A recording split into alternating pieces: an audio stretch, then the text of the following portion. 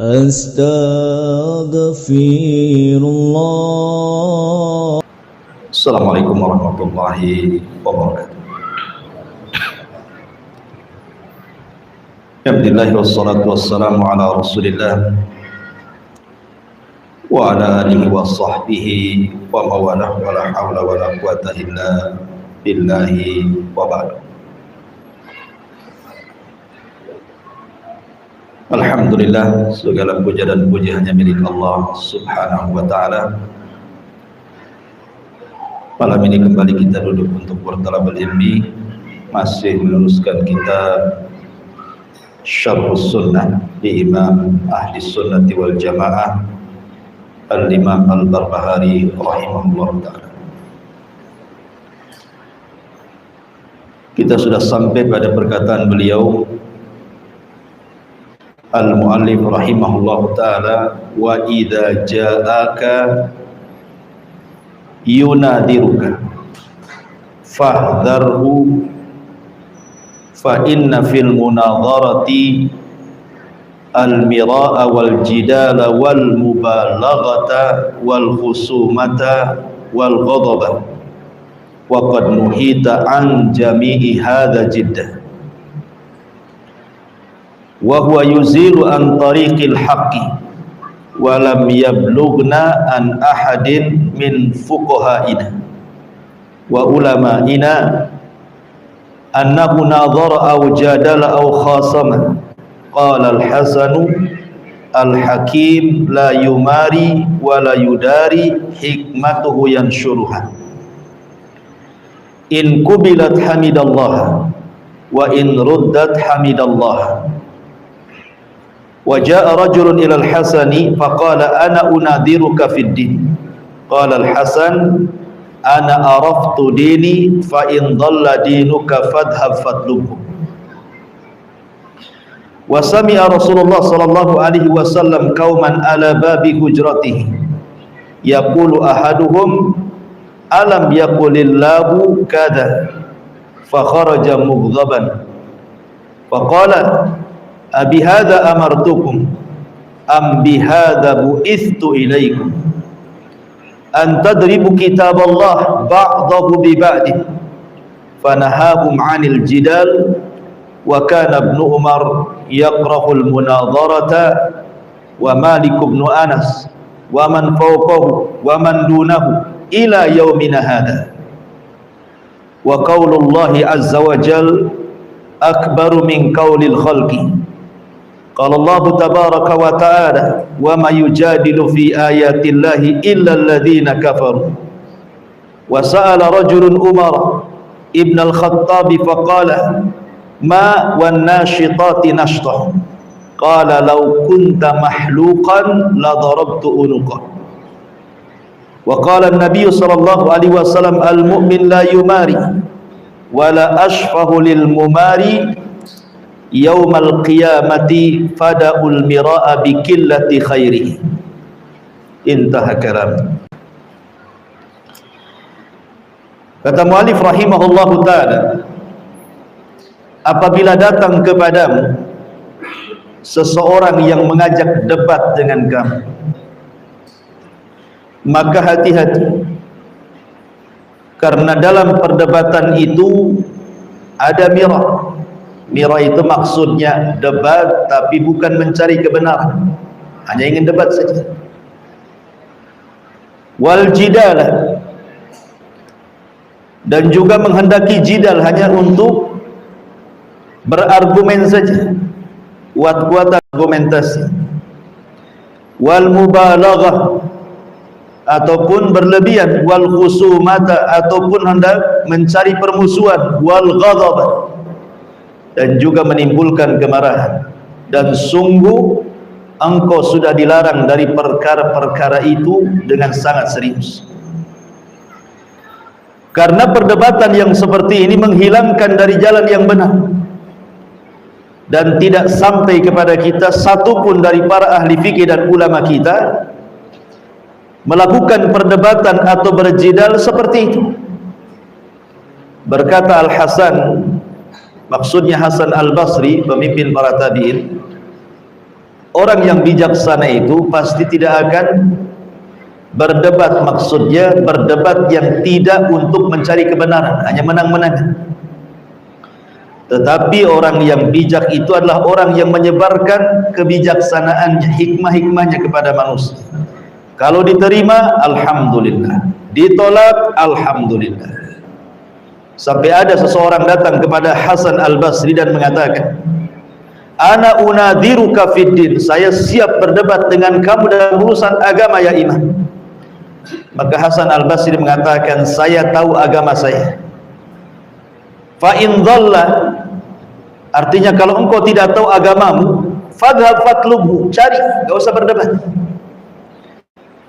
Dan Nabi SAW pernah mendengar sebuah kaum berada di depan pintu rumahnya. Salah seorang mereka berkata, bukankah Allah sudah berfirman ini dan itu? Maka Rasul keluar dan mengatakan, bukan ini aku memerintahkan kalian, dan bukan seperti ini aku diutus kepada kalian untuk mencanggahkan antara kitab Allah satu dengan yang lainnya. Maka Nabi SAW melarang mereka untuk berjidal, berdebat. Bahkan Ibnu Umar memakruhkan perdebatan. Begitu juga Imam Malik Ibn Anas, dan orang yang di atasnya dan orang yang di bawahnya sampai hari ini. Karena firman Allah Subhanahu wa taala itu jauh lebih besar dibandingkan perkataan makhluk. Dan Allah Subhanahu wa taala berfirman, wa may yujadilu fi ayatillahi illa alladziina kafaru, dan tidaklah seseorang berdebat pada ayat-ayat Allah kecuali orang-orang kafir. Seseorang bertanya kepada Umar bin Khattab radhiyallahu anhu tentang makna ayat an-nasyitati nashtah dalam surah An-Nazi'ah. Maka Umar mengatakan, lau kunta mahlukon, kalau engkau kepalamu botak, maksudnya ciri orang Khawarij, suka membotakkan kepala, la darabtu uluk, sudah kupukul atau pukul leher, sudah kupenggal leher. Dan Nabi SAW bersabda, seorang mukmin tidak mungkin berdebat, dan saya tidak akan memberikan syafaat pada orang-orang yang suka berdebat pada hari kiamat. Maka manusia pun akan mendoakan kepada orang yang suka berdebat ini dengan sedikit kebaikan. Baik. Perkataan mu'alif rahimahullah ta'ala sini bicara tentang larangan al-mirah.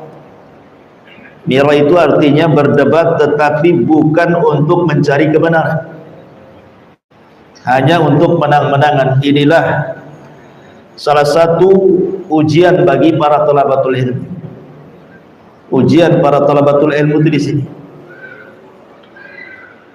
Kalau ujian orang-orang awam dengan harta, mereka pikir itulah jalan kebahagiaan dengan harta, makanya mereka tidak ada hari kecuali otaknya duit saja. Pagi duit, siang duit, malam duit.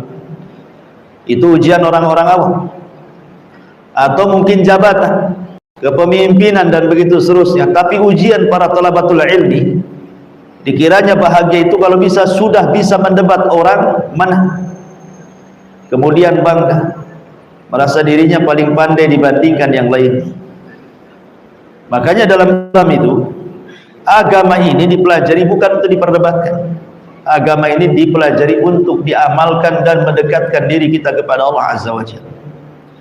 Makanya Syekh Shalih Fauzan hafizahullah ta'ala mengatakan, salah satu musibah adanya internet pada hari ini, adanya handphone pada hari ini, adanya alat komunikasi pada hari ini yang jauh lebih canggih dibandingkan zaman dulu. Muncullah orang-orang yang jahil, tidak punya agama, mulai memperdebatkan soal agama di medsos. Kita tidak tahu siapa orang ini. Dia hanya komen saja. Apakah dia orang alim ke orang jahil? Apakah dia orang Islam ke orang kafir? Namanya di medsos, kita tidak tahu. Kadang-kadang juga gambarnya bukan gambar dia. Kadang-kadang asal letak saja kan gitu, sehingga tidak tahu yang bicara siapa. Tetapi dia bisa berdebat dalam urusan agama dengan kejahilan kan. Dan ini membahayakan. Beda di zaman dulu. Kalau orang dulu itu tidak tahu, datang kepada orang alim bertanya, kemudian diamalkan. Tapi zaman sekarang kalau tidak tahu diperdebatkan, sehingga akhirnya bukan menambah keyakinan pada agama, justru mendatangkan keraguan.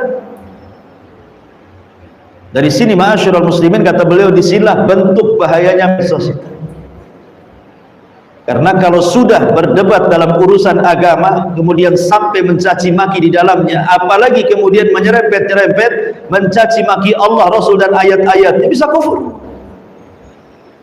Hanya karena mungkin urusan-urusan politik kadang-kadang nih, kalau bulan politik ini agama masuk.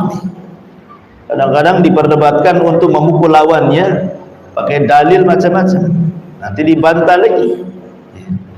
Ma'asyiral muslimin yang dimuliakan Allah Azza wa Jalla, mu'alif rahimahullahu ta'ala di sini mengatakan, apabila ada orang yang datang kepadamu mengajak berdebat, hati-hati, jangan dilayan. Enggak perlu, kalau tidak ada masalahnya ngapain antum debat. Saya akan kisahkan satu kisah. Al-Imam Malik rahimahullahu ta'ala, Imam Malik Ibn Anas rahimahullahu ta'ala, suatu ketika dia sedang bersandar di Masjid Nabawi. Jadi tiba-tiba kemudian ada seseorang yang muttaham bil irja. Orang ini tertuduh memiliki pemahaman murji'ah. Datang dia kepada Imam Malik yang sedang duduk bertelekan di Masjid Nabawi. Faqala, dan dia mengatakan,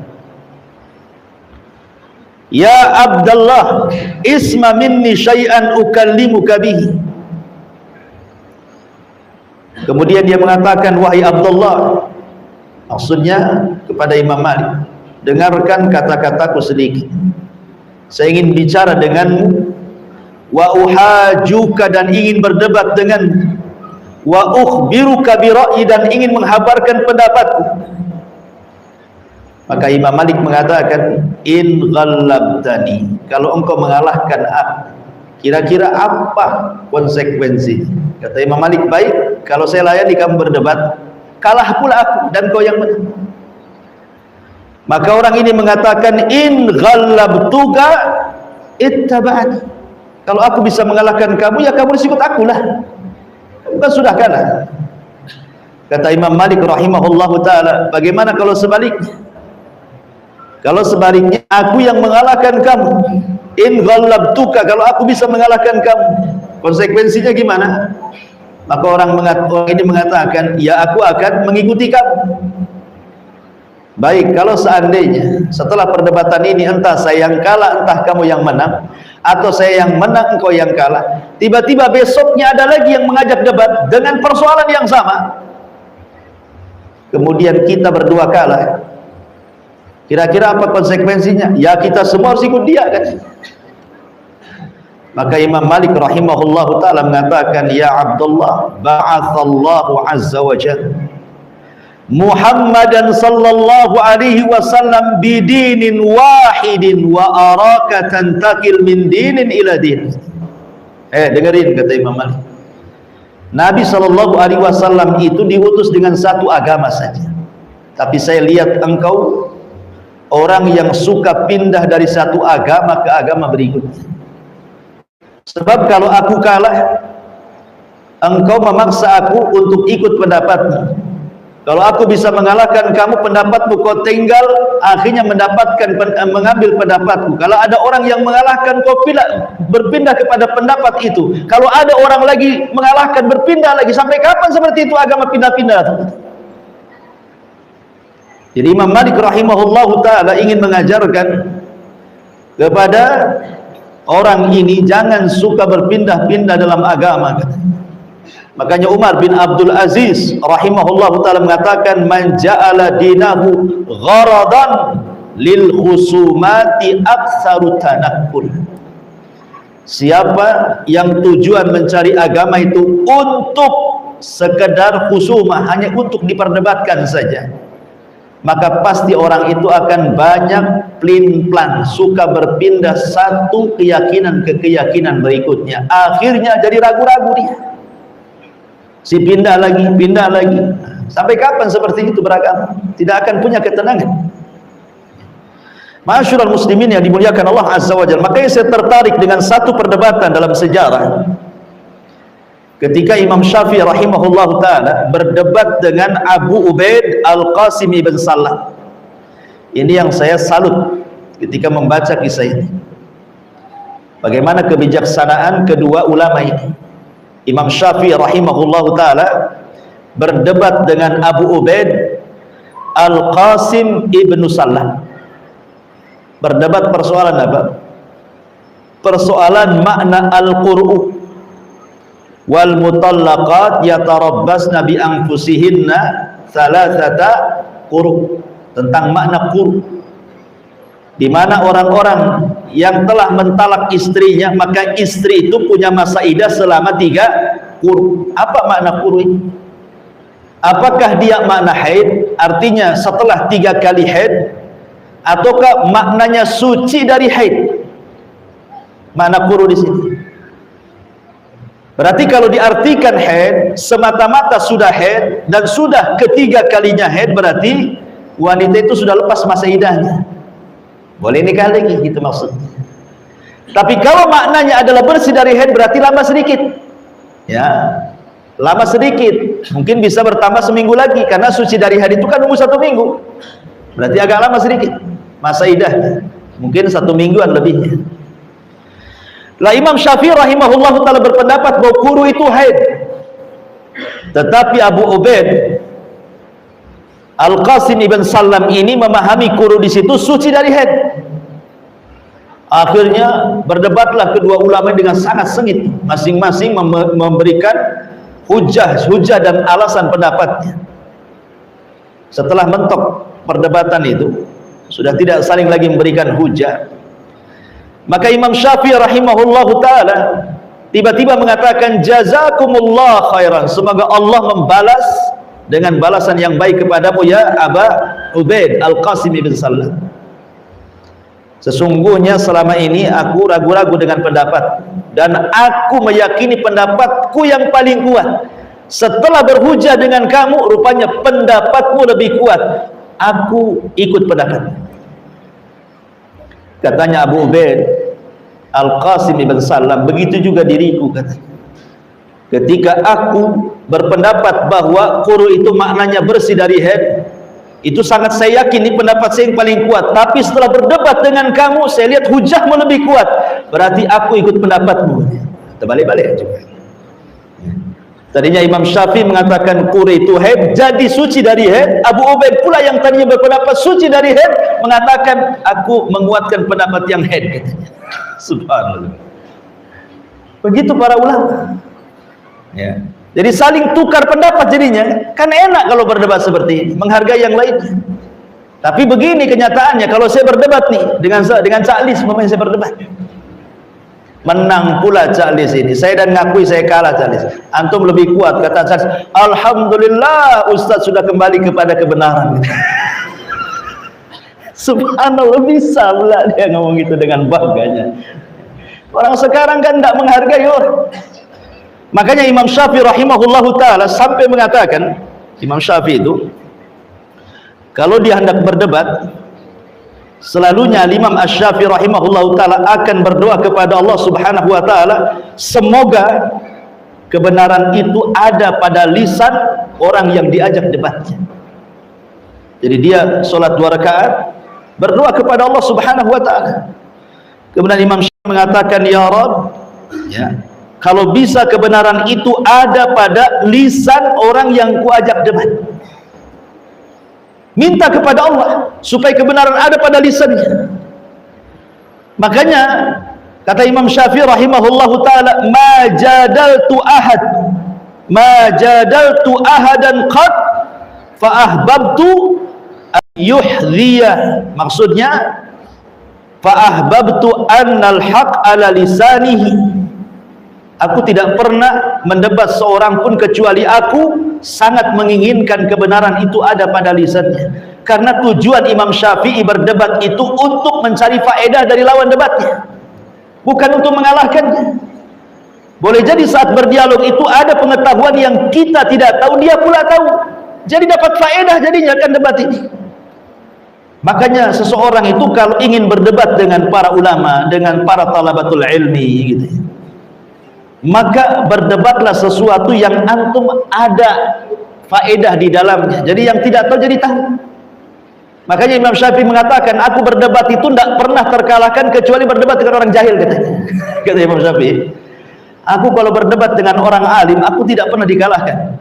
Tetapi kalau aku berdebat dengan orang jahil, dia pula yang mengalahkan aku, katanya. Kenapa? Karena orang jahil itu bukan untuk berdebat. Dia untuk hanya sekadar memenang-menangkan pendapatnya dengan kesombongannya, hanya memanas-manasi saja kan gitu. Dia ngeyel bahasa kitanya. Sudah jelas salah itu masih ngeyel. Jadi apa faedahnya? Tinggalkan sajalah. Kalau memang tidak ada faedah dalam berdebat, buat apa? Makanya kenapa dalam Islam itu sangat dipuji dalam sebuah hadis, ana zaimun bi baitin fi rabadil jannah liman tarakal mirah. Aku akan menjamin rumah di tepian sorga bagi seseorang yang meninggalkan perdebatan. Kata Nabi, wa in kana muhiqqa, walaupun dia di pihak yang benar. Apalagi di pihak yang salah kan itu. Di pihak yang benar saja lebih ditinggalkan kalau tidak ada manfaatnya. Dan miro itu sekali lagi bahasa Arab adalah dia berdebat hanya untuk mencari menang-menangan, bukan mencari kebenaran. Itu dalam bahasa Arab disebut miro nanti. Nah, kalau perdebatannya tujuannya untuk itu, sebaiknya antum jangan selesaikan, tinggalkan saja orang kayak gitu. Kenapa? Kata Syekh Shalih Fauzan hafizahullah taala, karena biasanya orang yang menang ataupun yang kalah sama-sama tidak ada faedahnya. Yang menang lama-lama dia akan meremehkan orang. Kita lihat orang-orang yang suka berdebat ke sana kemari, menantang orang, debat dengan saya. Lama-lama ucapan apa? Nampak kibernya, sombongnya kan. Direndahkan yang lain. Aku sudah berdebat dengan dia, ternyata dia tidak ada ilmu. Mudahnya dia ngomong gitu. Mudahnya kayak gitu. Ternyata ilmunya kecil. Sekolah tinggi-tinggi, doktor pula. Ternyata nggak ada ilmunya. Mulai dia merendahkan. Boleh jadi yang diperdebatkan itu persoalan itu. Tidak semua urusan agama diperdebatkan kan. Boleh jadi mungkin dalam urusan ini dia kurang persiapan. Karena tidak semua persoalan diperdebatkan kan. Mau berapa minggu, berapa tahun urusan agama ini banyak. Tapi karena sudah saling berdebat, akhirnya dia akan sombong, meremehkan orang ujung-ujungnya. Makanya dihindari, kalau bisa jangan. Dihindari. Apalagi kalau umpamanya sampai suudzon kepada orang. Seperti tadi umpamanya suudzon kan. Alhamdulillah Abu Meros sudah kembali kepada kebenaran. Berarti sebelumnya dia ada kesesatan. Sebelumnya dia sesat, berarti kembali kebenaran kan? Ya Allah, antum menuduh orang sesat jadinya. Lah itulah di situ menunjukkan bahayanya perdebatan dalam agama ini kalau tidak ada faedahnya. Lah di sini para ulama sampai mengatakan di antara bahaya-bahaya debat itu sampai juga disebutkan pertama, al-jidalu sababu raf'il barakati wa dhihabul khairi. Debat ini menyebabkan terangkat berkah dan hilangnya kebaikan. Dulu Nabi SAW itu didatangi malaikat Jibril memberitahu tentang malam dan tanggal Lailatul Qadar. Sudah jelas malamnya, tanggalnya, karena Allah sudah memberitahu lewat Jibril. Senang Nabi. Tiba-tiba ketika Rasul saking senangnya ingin memberitahu para sahabat tentang malam dan tanggal Lailatul Qadar, rupanya di tengah jalan dilupakan karena ada orang yang berdebat. Ada orang yang bertengkar di tengah jalan itu. Maka Rasul kemudian sibuk meleraikan dua orang yang bertengkar itu. Ketika sudah lerai, sudah selesai, sudah bisa didamaikan, kemudian Rasul dilupakan untuk menyampaikan malam dan tanggal Lailatul Qadar, langsung balik dia. Coba bayangkan. Kalau seandainya Rasul tidak berhenti meleraikan orang yang berdebat, tentu kita tahu malam apa Lailatul Qadar, tanggal berapa kan. Tapi kemudian Allah membuat lupa gara-gara Nabi SAW meleraikan orang yang berdebat. Kata Nabi, kharajtu li ukhbirakum bi lailatil qadri fatalaha fulanun wa fulan farufi'at wa asa an yakuna khairal lakum faltamisuha fit tasi'ati was sabi'ati wal khamisati, kata Rasul. Sebenarnya aku keluar itu hendak ngasih kabar kapan dan tanggal Lailatul Qadar itu. Tiba-tiba ada dua orang yang berdebat, berselisih, kudamaikan keduanya. Akhirnya berkah itu diangkat oleh Allah. Ya, saya sih hanya berharap mudah-mudahan ini kebaikan bagi kalian. Kalau begitulah carilah Lailatul Qadar di malam ke Tasi' ke 29 atau Sabi 27 atau Khamis 25, kata Rasulullah dalam riwayat, iltamisuha fi ashril awakhir min Ramadan. Carilah di akhir-akhir bulan Ramadan, artinya 10 akhir Ramadan, bisa 21, 23, 25, 27, 29, wallahu a'lam. Sebab gara-gara perdebatan hilang pula berkah itu. Akhirnya kita disibukkan mencari Lailatul Qadar kan? Mencari Lailatul Qadar, entah 21 sudah sibuk, 21 lebay, dah mulai tidak mau sholat ya. Padahal kita tidak tahu Lailatul Qadar itu tanggal 21-nya atau 22-nya. Ya kan? Apalagi kalau perselisihan pemerintah dengan ormas beda. Yang satu malam ganjil menurut dia, menurut pemerintah malam genap. Menurut pemerintah malam ganjil, menurut ormas ini malam genap. Akhirnya kan setiap malam Lailatul Qadar jadi kan gitu ya. Karena semua dianggap ganjil akhirnya. Coba kalau Nabi SAW ketika itu tidak dihalangi dengan orang yang berdebat, kan tentu enak, tanggal sekian selesai. Tapi karena sudah diangkat dan itu mudah-mudahan sebuah kebaikan, kata Rasul, maka inilah diantara sebab diangkatnya berkah dan hilangnya kebaikan adalah sababuhul jidal, karena perdebatan. Yang kedua, al-jidalu yufsidul ibadata aw yakad an yufsidah. Debat itu bisa merusak ibadah atau boleh jadi hampir-hampir merusak ibadah. Di dalam Al-Quran surah Al-Hajj Allah mengatakan, Al-Hajju ashhurum ma'lumah faman faradha fihinnal hajja fala rafasa wala fusuqa wala jidala fil hajji wa ma taf'alu min khairin ya'lamhu Allah wa tazawwadu fa inna khairaz zadi taqwa wattaquni ya ulil albab. Haji itu memiliki bulan-bulan yang sudah jelas. Maksudnya bulan haji itu dimulai dari Dzulqa'dah, Dzulhijjah, Muharram, itu disebut ashhur haji namanya, 3 bulan, Dzulqa'dah, Dzulhijjah, Muharram. Maka barang siapa yang diwajibkan kepada mereka haji, jangan rafas, mengeluarkan kata-kata yang lancang. Wala fusuk, jangan pula melakukan hal-hal maksiat. Wala jidal, dan tidak boleh jidal saat haji. Kenapa? Kata ulama tafsir mengatakan, karena jidal dalam haji, dalam pelaksanaan haji bisa membatalkan ibadah haji atau hampir-hampir membatalkan. Nah ini kan bahaya jidal ya. Kalau tidak tahu tanya. Kemudian yang nomor 3 adalah al-jidal sababul halak. Jidal itu disebabkan atau menyebabkan kehancuran. Kata Nabi SAW, fa innama ahlaka man qablakum bi kathrati su'alihim wa ikhtilafihim ala anbiya'ihim. Hancurnya umat sebelum kalian itu karena terlampau banyak soal dan juga banyak menyelisih nabi-nabi mereka. Seperti apa? Jidalnya Bani Israel soal sapi betina yang diperintahkan Musa untuk disembelih untuk menyingkap sebuah pembunuhan kan?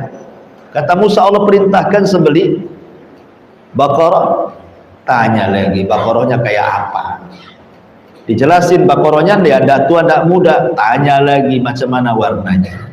Dijelasin warnanya kuning pekat, nggak ada kuning yang lain. Kalau orang lihat senang. Tanya lagi, kami masih ragu-ragu, masih samar itu. Tolong lebih jelas lagi katanya. Apakah Baqarahnya itu sudah dipekerjakan atau belum dipekerjakan? Macam-macam. Akhirnya hampir-hampir mereka tidak bisa melakukannya. Hampir-hampir hancur mereka. Sebab kalau mereka tidak bisa melakukan adab, itu masalahnya. Hampir-hampir mereka diadab.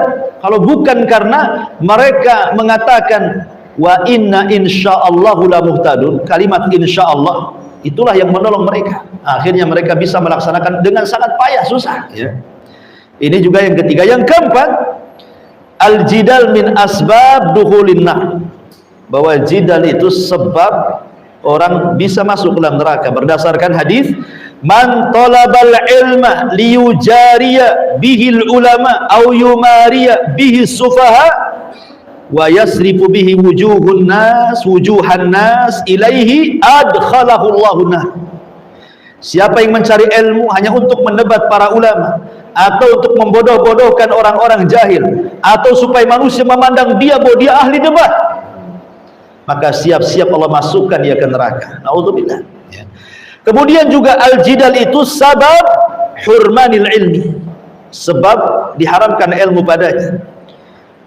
Berkata Yunus, dia mengatakan, aku Maimun menulis kepadaku sebuah surat, maksudnya Maimun ibn Mihran, Imam A'mash, kepada Yunus ini. Kemudian dalam surat itu dia katakan, iyyaka wal khusumata wal jidala fid din. Hati-hati, engkau jangan suka debat dalam agama. Wala tujadilanna aliman wala jahilan. Jangan mendebat orang alim ataupun orang jahil, katanya. Ammal alim fa innahu yahzan anka ilmu wala yubali ma sana'ta. Wa ammal jahil fa innahu yahsha bi sadrika wala yuti'ak. Kata beliau, kalau engkau sampai mendebat orang alim, maka orang alim akan sedih sehingga dia malas untuk memberikan ilmunya kepada, sehingga diharamkan ilmu pada. Adapun orang jahil juga sama, akhirnya keras hatinya, merasa kalah ataupun menang dalam debatnya sehingga meremehkan dirimu, akhirnya tidak akan mengikuti kamu lagi nantinya. Nah, bayangkan ini, ulama memberikan nasihat, debat itu bisa mengharamkan ilmu pada kita. Kemudian juga al-jidal min khawarimil muru'ah, termasuk keburukan akhlak seseorang. Kata Dhunnun Yunus ibn Matta, dia mengatakan salasatun min a'lam a'malil kayasati tarkul mira wal jidala fiddin. 3 alamat dari kecerdasan orang beramal itu adalah ketika dia bisa meninggalkan perdebatan dan jidal. Artinya sebuah alamat kebodohan itu ketika dia suka berdebat, karena hidupnya ikhwan kalau berdebat itu pasti dihinggapi dengan dendam, dengan marah gitu ya. Kalau kalah lah malu, kalau menang merasa tinggi hati gitu ya kan. Itu kan bahaya, kalah menang sama-sama bahaya. Makanya kemudian jidal ini bisa menghilangkan khawarimul muru'ah. Termasuk jidal ini yunafil uhuwah al-imaniyah, bisa meniadakan persaudaraan. Akhirnya jadi dendam yang kalah, yang menang jadi meremehkan. Hilanglah persaudaraan di antara kaum muslimin. Termasuk jidal ini yurithul adawata wal baghdha, bisa mewariskan permusuhan dan juga dendam di antara kaum muslimin. Al-Imam Nawawi mengatakan, ma ra'aitu syai'an adhabu lid-dini wala anqas lil muru'ati wala adya lil ladzati wala athqalu lil qalbi minal khusumati. Lihat perkataan Imam Nawawi, aku tidak pernah melihat sesuatu yang lebih mudah menghilangkan agama orang, yang lebih mudah menghilangkan akhlak manusia, yang lebih menghilangkan kelezatan belajar, yang lebih memberatkan kepada hati sehingga hati banyak masalah, kecuali perdebatan gitu. Kenapa? Kalau orang sibuk berdebat, sibuk belajar dia, asik, yang diurus debat saja kemana-mana, lupa dia belajar kepada bab-bab yang lainnya kan. Nah, itulah kata Imam Nawawi rahimahullahu ta'ala.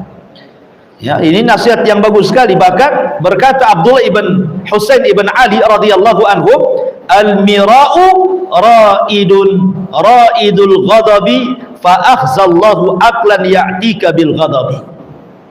Jadi orang yang suka berdebat itu akan mengantarkan kepada emosi, maka Allah balas, akalnya akan penuh dengan kemarahan. Sementara Rasul mengatakan la taghdab la taghdab la taghdab, jangan marah, jangan marah, jangan marah. Sedikit sekali orang yang berdebat itu tidak marah. Jarang orang berdebat itu, jarang kita melihat dia tenang, slow, walaupun nampaknya dia baik-baik ketika debat, jadi garang jadinya ya, nampak tuh kegarangannya. Makanya kenapa kemudian para ulama salaf itu menghindar dari perkara-perkara seperti ini. Ketika di zaman Umar bin Khattab ada 2 orang yang berjidal di Masjid Nabawi, dilempar sama kerikil. dan mengatakan, kau tidak mendengar sabda Nabi SAW katanya, bahwa Allah Subhanahu wa taala berfirman, la tarfa'u aswatakum fawqa sautin nabi. Jangan kau angkat suaramu di atas suara Nabi. Ini masjid Nabi, keluar kamu katanya. Umar bin Khattab.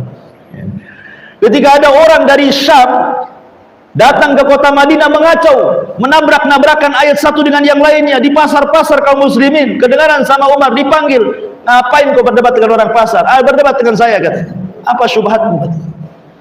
Akhirnya dia mengatakan syubhatku ini, dijawab sama Umar bin Khattab. Sudah jelas, sudah wahai Amirul Mukminin. Ada lagi? Enggak ada. Kalau ada lagi, ambilkan tongkat katanya. Kalau ada lagi saya akan pukul kepalamu. Berkeluar syubhatmu katanya. Umar bin Khattab radhiyallahu anhu, ya. Makanya ma'asyiral muslimin yang dimuliakan Allah Azza wa Jalla, di sini muallif rahimahullahu taala mengatakan kalau ada orang yang datang kepadamu untuk mengajak debat, sebaiknya hindari. Kenapa? Karena biasanya perdebatan itu orang yang ngajak debat terkadang bukan ingin mencari kebenaran. Itu masalahnya. Kalau ingin mencari kebenaran pasti ikhlas dia debatnya.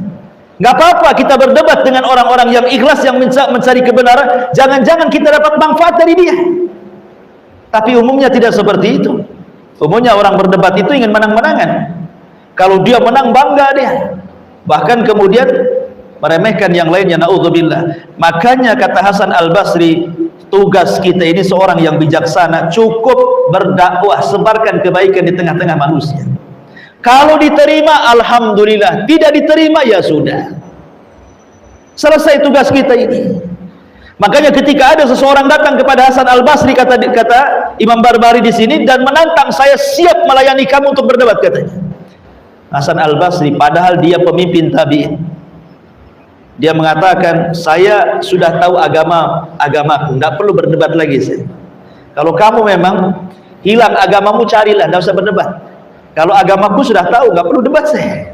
Biasa orang debat itu karena merasa ragu-ragu dengan agamanya, kan itu. Saya sudah yakin dengan agama saya, ngapain berdebat lagi? Kalau agamamu merasa tidak yakin, cari di luar sana. Nggak mau debat, diusir sama Hasan Al-Basri. Ya. Bahkan Nabi SAW, kata Imam Barbahari, pernah mendengar ada orang-orang rame bising di depan rumahnya. Ada apa? Tiba-tiba kemudian salah seorang yang bising mengatakan, alam yakulillah kada wa kada Rasul. Bukankah Allah sudah bersabda seperti itu? Ada yang mengatakan ini kisahnya Dzul Khuwaisirah, orang Khawarij, yang mengatakan kepada Rasul, i'dil, adil wahai Muhammad, katanya, saat membagi ghanimah perang Hunain. Maka Rasul emosi, marah dan mengatakan, aku tidak memerintahkan untuk ini, dan aku tidak diutus untuk seperti ini, untuk saling berdebat kalian, apalagi mendebat Allah dan Nabi-Nya. Makanya di dalam hadis Nabi SAW, sampai-sampai Nabi SAW mengatakan dari Abi Umamah radhiyallahu an, ma dhalla qaumun ba'da hudan kanu alaihi illa utul jadal. Tidaklah sebuah kaum tersesat setelah mereka dapat petunjuk, kecuali karenakan berdebat. Coba bayangkan, setelah dapat petunjuk, berdebat, akhirnya sesat, terkena syubhat. Maka kemudian Nabi SAW membacakan ayat, wa qalu alihatuna khairun alihatuna khairun amhu ma darabuhu laka illa jadalan bal hum qaumun khasimun. Dan mereka berkata, manakah yang lebih baik, Tuhan kami atau Tuhan India, maksudnya Isa? Mereka tidak memberikan perumpamaan itu kepadamu melainkan dengan maksud membantah-bantah saja. Sebenarnya mereka adalah kaum yang suka bertengkar, bukan untuk mencari kebaikan. Tapi kalau ada masalah besar dalam perdebatan, debat nggak apa-apa. Seperti apa? Ibnu Abbas minta izin sama Ali, ya Ali, izinkan aku akan temui orang-orang Khawarij itu. Aku akan debat dengan mereka. Ya, karena orang Khawarij batil. Ibnu Abbas minta izin sama Ali, kata Ali, jangan, nanti aku takut kemaslahatan, keselamatan dirimu. Kata Ibnu Abbas, nggak apa-apa, saya akan menyampaikan, diterima, alhamdulillah, ditolak juga nggak apa-apa, dan saya yakin mereka tidak akan membunuhmu, katanya. Maka Ibnu Abbas datang, mulai mendebat. Ada apa kalian ini? Kenapa kalian keluar dari tentara Ali? Mulai mereka mengatakan 1, 2, 3 sampai berapa poin.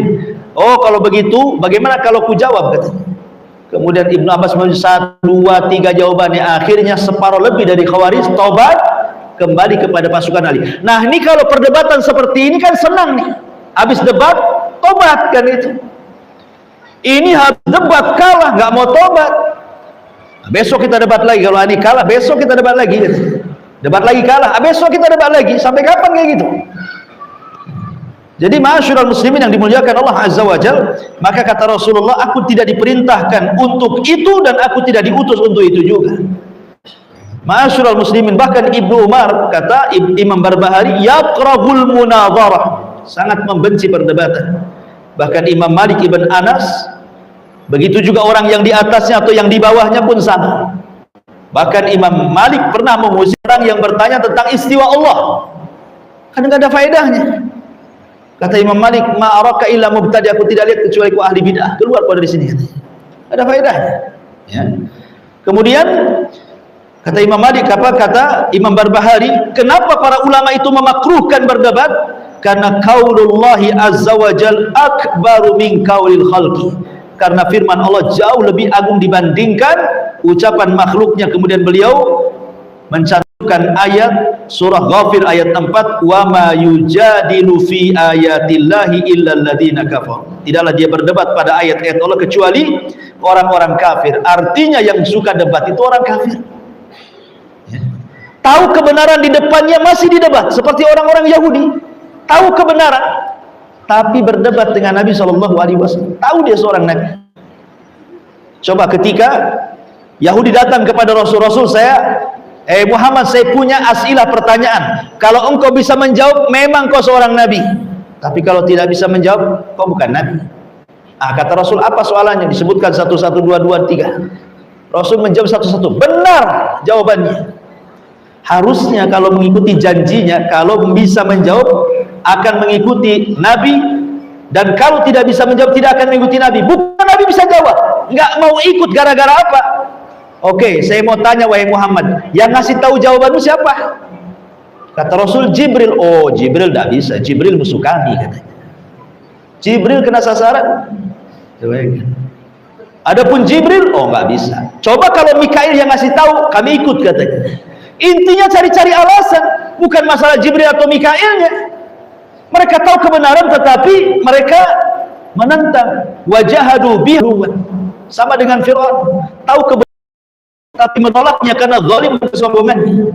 Nah, itulah orang-orang. Kemudian ketika seorang laki-laki datang kepada Umar ibn Khattab ingin mendapatkan kalimat wan nasyitati nashtah, apa kata Umar? Lau kunta mahluqan. Makhluk itu artinya dicukur rambutnya, dibotak, itu cirinya orang Khawarij.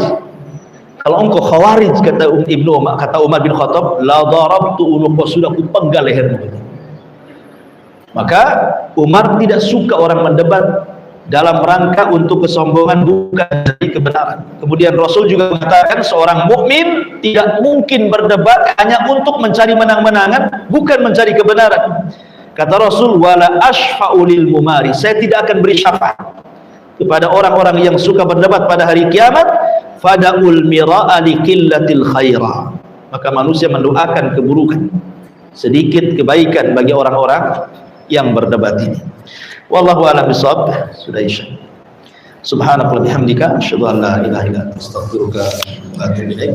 Wallahu ta'ala